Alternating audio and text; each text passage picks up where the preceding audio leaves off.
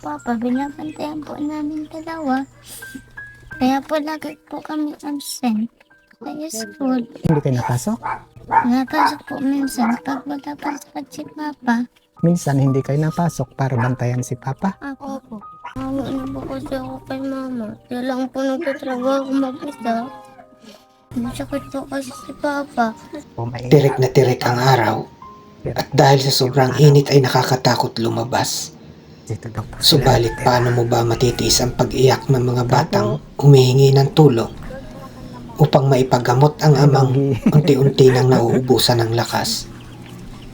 Isang amang pinipilit ipakita sa mga anak ang kanyang tatag, subalit ang kataway unti-unting sumusuko at unti-unting tila nawawala na ng lakas. Gusto ko po naman si Papa para po matulungan si Mama.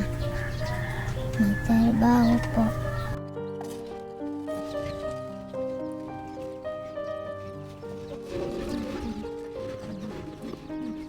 Kailangan mo din.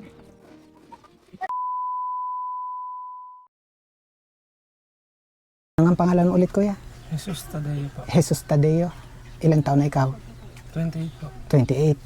Si ate naman, Janeline po.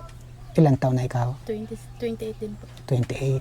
Sila yung tatlong mga anak niya. Opo. Ano pangalan mo, nak? Joshua po. Joshua. Ilang taon si Joshua? Bye. 5. Napasok na ikaw? Iba po. Hindi pa. Ikaw anak, ilang taon na? Jocelyn po. Jocelyn, ilang taon na ikaw? 8 po. Ikaw naman? Jillian po. Jillian, 10 po. 10. Nag-aaral kayong dalawa. Papa. Kumusta kayo dito? Ayos lang po. Okay lang? Ayos lang din. Nakakapasok naman? Papa. Kasi ito talaga yung tumawag. Pagdating ko pa lang kanina, no? Siguro medyo iba sa camera, pero sa personal, kitang-kita putla. Anong problema, kuya?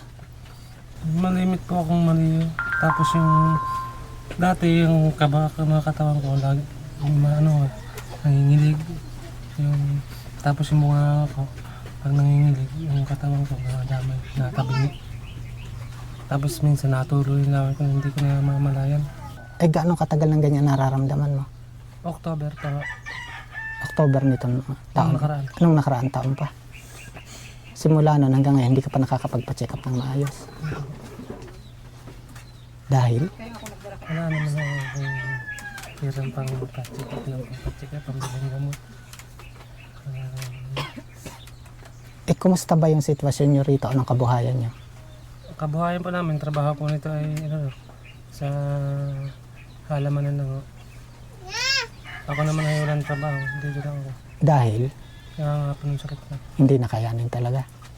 Walang tumatanggap sa akin kasi alam nilang may sakit ako. Pagaling lang muna ako. Ate, ikaw pala ang breadwinner ngayon. Lapit ka sa amin ng konti.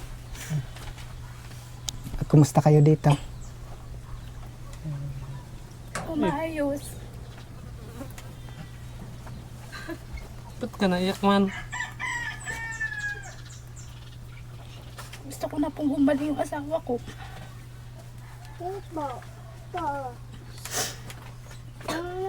Ang hirap po pag mag-isa ka lang naghahanap buhay. Sana po matulungan yung asawa kong ipagapot.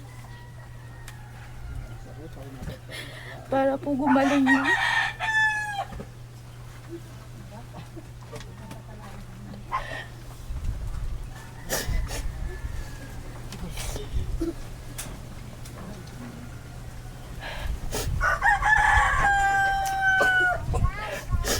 Ang hirap po pag ako lang po mag-isa naghahanap buhay. Di makapasok yung mga bata. Pag minsan absent, kulang na kulang sa pagkain.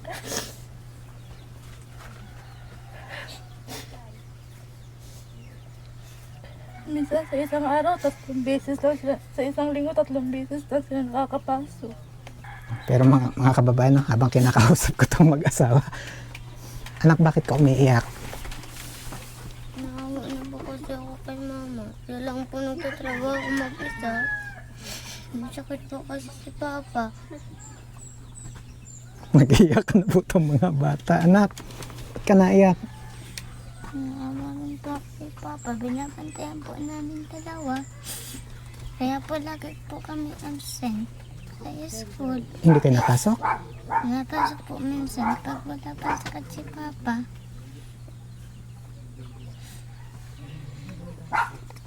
Minsan hindi kayo napasok para bantayan si Papa. Ako po. Medyo masakit po ito. Makita yung bata umiiyak.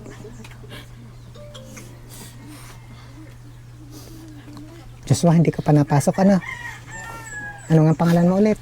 Jocelyn po. Jocelyn. Anong grade na? Great po. Grade 2? O anong gusto mong maging paglaki? Gusto ko po teacher. Para? May tulungan pang mga bata. Para tuturuan mo ang Kuya Benji. Huwag na ikaw iiyak, ha? Ikaw naman, anong gusto paglaki? Teacher din. Teacher din. Tuturuan mo din ang Kuya Benji. Huwag nang iiyak, anak, ha? Ang gagawin nyo, dikit ka nga dito. Ang gagawin nyo, o makinig kayong tatlo, ha? Joshua, Jocelyn, at saka ano pangalan mo? Jillian. Ang gagawin yung tatlo, anak, magdadasal kayo, ha? Sana maraming makatulong sa inyo. Kasi si Kuya Benji, wala namang maitutulong si Kuya Benji, ha? Nagdadasal ba kayo lagi? Pag-pray nyo, sana gumaling na si Papa, maraming makatulong sa inyo at makapagpagamot si Papa. Anak, pa ngayon talaga ang problema, kaya hindi kayo makapagpa-check up din nga. Dahil sa kawalan. Kasi para kami muna kahit isang Ang tanging inaasahan nyo lang talaga yung trabaho po. yung trabaho ni ate. Ano bang pinagkikitaan mo? Yan lang po sa naman, nag-extra lang po. Kung ano yung ipagawa ng mga tao. Opo. Basta sa ngayon, pasensya muna, ha? Kasi si Kuya Benji talaga, yun naman ang totoo, wala ko na itutulong, ha? Pero magdasal tayo, sana mula dun sa mga makakapanood ng video na ito, may makatulong sa inyo. Pero siguro kahit pambili man lang ng bigas muna, pagpasensyahan nyo na muna ito, ha? Yan, binawas ko lang yan sa panggasolina galing kay Ma'am Charity. Maraming salamat po. Pero kailangan natin ngayon dasal, ha? Sana mula dun sa makakapanood, marami ding makatulong sa inyo. Ha, anak, ha, mga bata, pipray tayo, ha? Para may makatulong din. Yun, maraming salamat din po kay Ma'am Charity for making this visit possible. Ma'am, maraming pong salamat. Iba kasi pag bata nakita mong umiyak, medyo may kurot. So, yun, sa mga nais pong tumulong, ano nga pangalan mo, Kuya? Jesus po. Jesus. Ayan, sa mga nais pong magpabot ng tulong para kay Kuya Jesus, para po siya makapagpa-check up, makapagpagamot kasi this time naglalambing po ako, lalong-lalo na para sa mga batang ito.